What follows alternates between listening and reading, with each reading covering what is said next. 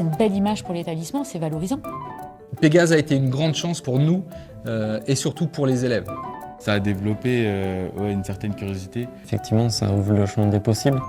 On met en synergie toutes nos qualités et nos compétences humaines. Ce genre de projet participe à une cohésion sociale. Ça m'a permis aussi de mieux m'intégrer dans l'école ou comme dans la société.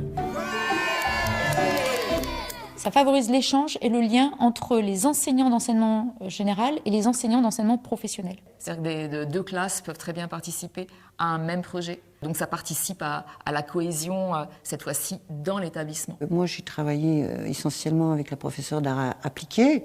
Oui, ça a développé des liens avec elle que je n'avais pas auparavant. Le premier bain, il s'appelle comment? Révélateur. Merci. Je pense que le programme Pégase, effectivement, apporte des compétences nouvelles aux enseignants. J'ai le sentiment de m'être améliorée et surtout, je sais aussi que je peux conduire des projets parce que j'ai acquis ces compétences. Que j'ai acquis, oui, peut-être de la gestion d'un groupe d'élèves sur un aspect plus artistique. L'autre point très important de ce type de projet, c'est vraiment le travail en groupe. C'est-à-dire écouter l'autre, faire attention à l'autre, respecter l'autre. Ils échangent, ils argumentent, ils partagent, ils apprennent à accepter le regard de l'autre, à regarder l'autre. Ça m'a permis de connaître la personnalité de certaines personnes en cours. Il y a certains cas dans lesquels on a fait travailler des classes de spécialités différentes ensemble, ce qui fait qu'il y a eu une transmission en fait, de savoir entre eux. Effectivement, ce programme, ça rajoute de la confiance en eux, ça les aide à grandir et à maîtriser des compétences qu'ils n'avaient pas forcément à la base. Voilà, souvent ce sont des élèves, les élèves de lycée professionnel sont des élèves qui sont en échec, en difficulté depuis même la primaire. Et le fait de réussir un projet qui était un peu ambitieux, et ben, je pense que ça leur a donné un sentiment de fierté très important. Les ateliers que je fais, j'en parle à mes parents, c'est vrai qu'il y a une petite fierté quand on leur dit ce que j'ai fait. Bonjour messieurs. Aujourd'hui, on va finaliser le projet sur lequel vous allez travailler toute l'année.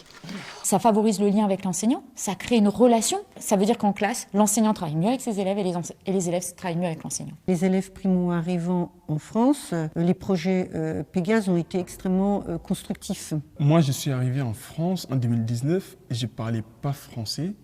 Et intégrer ces projets-là m'a permis de m'exprimer facilement avec les camarades de la classe. Aladji a appris le français donc, pendant tous ces projets Pégase auxquels il a participé. Être un prof, c'est pas si mal. D'imagination, c'est encore mieux. On a beaucoup d'ailleurs d'élèves allophones qui s'épanouissent ici au lycée et qui donnent envie, quoi. On voit bien que tout au long du projet, ils acquièrent aussi un vocabulaire qui ne tenait pas de leur domaine de prédilection. Et les élèves gagnent en étant plus à l'aise, en maîtrisant mieux la diction, des choses vraiment concrètes de ce qu'ils vont avoir et ce qu'ils vont avoir besoin aussi pour leur vie future professionnelle, pour leurs entretiens de recrutement, etc. Et je pense qu'effectivement, c'est très bénéfique pour eux. Si j'étais prof de sport, mes élèves seraient plus forts. Tu prends le temps de bien articuler, dis-toi que chaque mot, chaque syllabe est importante. Prends ton temps. Pégase s'arrête.